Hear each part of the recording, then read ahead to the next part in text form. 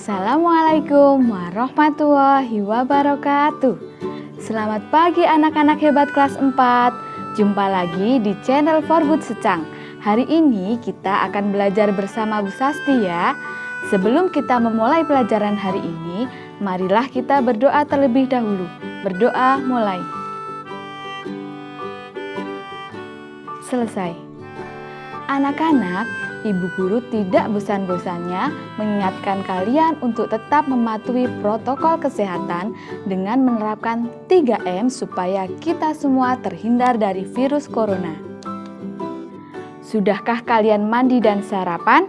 Jika sudah, mari kita persiapkan buku tema 1 dan alat tulis kalian ya. Hari ini kita akan belajar tema 1, indahnya kebersamaan, subtema 2, kebersamaan dalam keberagaman, pembelajaran pertama. Sebelumnya, kita sudah belajar tentang indahnya keberagaman budaya Indonesia.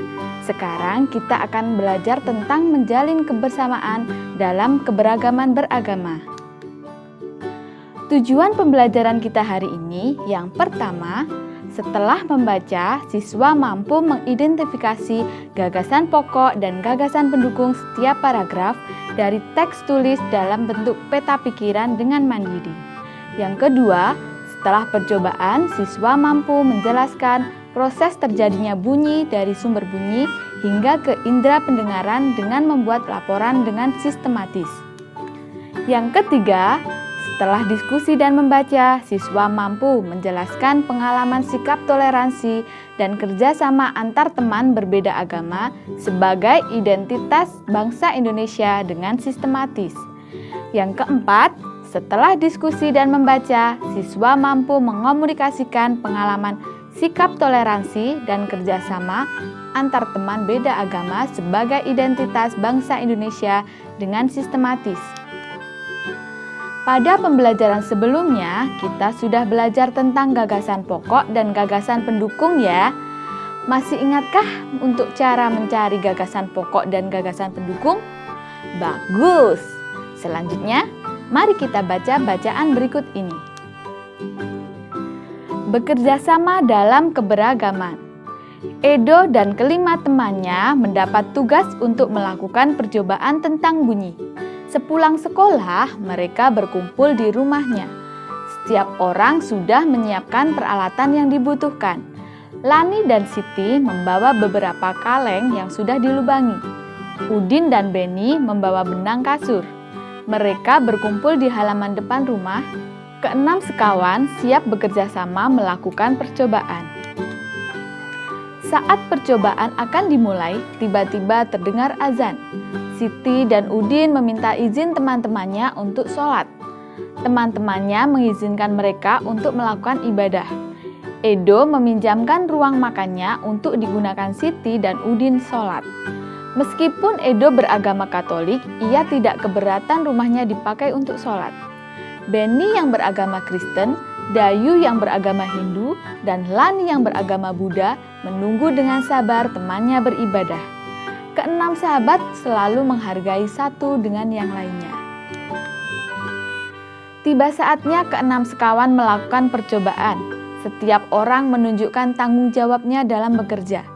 Tidak ada satupun di antara mereka yang duduk diam atau memberi perintah saja. Semuanya ikut bagian dalam percobaan. Saat Dayu membutuhkan pertolongan memotong benang, Udin datang membawakan gunting. Saat Edo kesulitan menalikan benang di kaleng, Siti ikut membantu. Keenam sahabat bekerja sama dengan semangat. Mereka hidup rukun, saling membantu meskipun berbeda agama.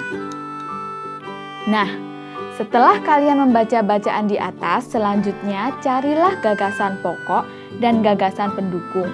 Dan ditulis dalam diagram berikut ini ya. Berikut ini untuk paragraf pertama. Yang selanjutnya untuk paragraf kedua, dan yang terakhir untuk paragraf ketiga. Nah, setelah melakukan percobaan tentang perambatan bunyi, Edo dan sahabatnya juga belajar bersama tentang sumber bunyi. Mereka membaca buku yang menyatakan bahwa telinga bisa mengetahui sumber bunyi. Ayo kita membuktikannya dengan melakukan percobaan. Di manakah sumber bunyi? Tujuannya yaitu mengidentifikasi sumber dan tempat bunyi berasal, alat dan bahannya, alat musik tradisional setempat, misalnya angklung, atau kalian bisa menggunakan alat musik yang lainnya. Langkah kerja yang pertama, duduklah di kursi dan tutup matamu dengan kain. Mintalah temanmu untuk memainkan alat musik tradisional tersebut. Yang kedua, tunjukkanlah tempat yang kamu anggap sebagai asal bunyi. Berapa kalikah kamu menebak dengan tepat? Anak-anak, setelah melakukan kegiatan percobaan, sekarang silahkan kalian membuat laporannya ya dengan format berikut ini. Nah, ada nama percobaan, tujuan percobaan, alat dan bahan, langkah kerja, serta diakhiri dengan kesimpulan. Nah, dengan melakukan percobaan tadi, ternyata kita dapat mendengar bunyi alat musik. Tahukah kamu bagaimana proses bunyi tersebut sampai di telinga kita? Bahkan, kita bisa tahu bunyi apakah itu. Telinga kita dibagi menjadi 3 bagian. Telinga luar, telinga tengah, dan telinga bagian dalam. Yang pertama, telinga bagian luar terdiri dari daun telinga, lubang telinga, dan saluran pendengaran.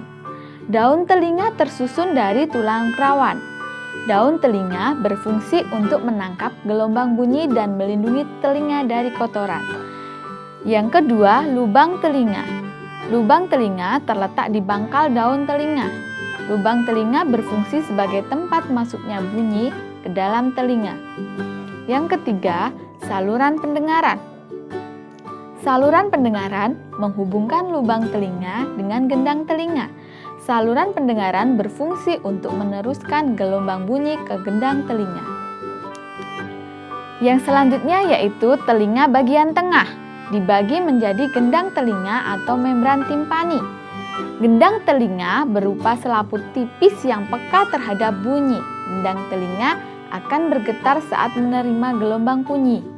Gendang telinga berfungsi menerima gelombang bunyi yang ditangkap daun telinga. Yang kedua yaitu tulang pendengaran. Tulang pendengaran terdiri dari tulang martil, tulang landasan, dan tulang sangguardi. Ketiga tulang ini menghubungkan gendang telinga dan tingkap jorong. Tulang pendengaran berfungsi untuk meneruskan gelombang bunyi dari gendang telinga. Yang ketiga yaitu saluran eustachius. Saluran eustachius merupakan saluran penghubung telinga tengah dengan rongga mulut. Saluran eustachius berfungsi untuk menyeimbangkan tekanan udara di dalam dan di luar telinga. Bagian yang ketiga yaitu telinga bagian dalam. Terdiri dari tingkap jorong atau tingkap oval dan tingkap bundar. Tingkap jorong atau tingkap oval yaitu celah berbentuk lorong yang terhubung dengan tulang sangguardi. Tingkap jorong berfungsi meneruskan gelombang bunyi dari tulang pendengaran ke rumah siput. Yang kedua yaitu tingkap bundar. Tingkap bundar merupakan celah berbentuk lingkaran yang terhubung dengan gendang telinga. Tingkap bundar berfungsi meneruskan gelombang bunyi dari telinga tengah ke rumah siput. Yang selanjutnya yaitu rumah siput atau koklea. Rumah siput berbentuk tabung seperti cangkang. Rumah siput berisi ujung-ujung syaraf pendengaran dan cairan endolimfe.